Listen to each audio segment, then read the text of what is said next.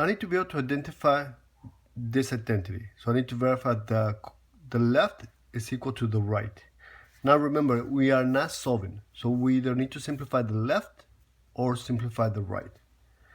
In this case, I'm going to go ahead and simplify the right hand side since we cannot do much with cosine of theta. Now remember, our first strategy is to be able to change everything to sine and cosine. So let me go and change my secant to 1 over cosine of theta minus.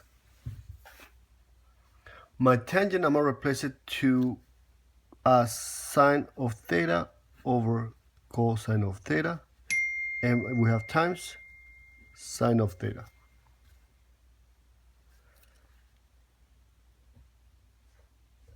Now I need to be able to multiply those two.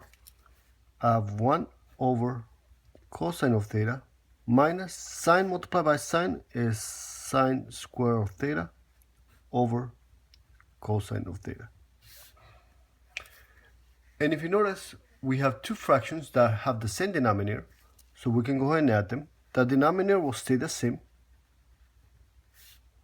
And now we have 1 minus the sine square of theta. And I'm going to use my Pythagorean identities,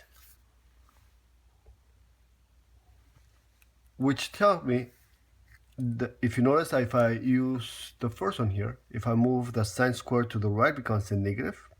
So therefore 1 minus sine square of theta will be equal to cosine square of theta. So it'll be cosine square of theta over cosine. One of the cosines cancels, and therefore one of them is left over, and that will give us exactly the same thing that's on the left hand side. And that proves our identity.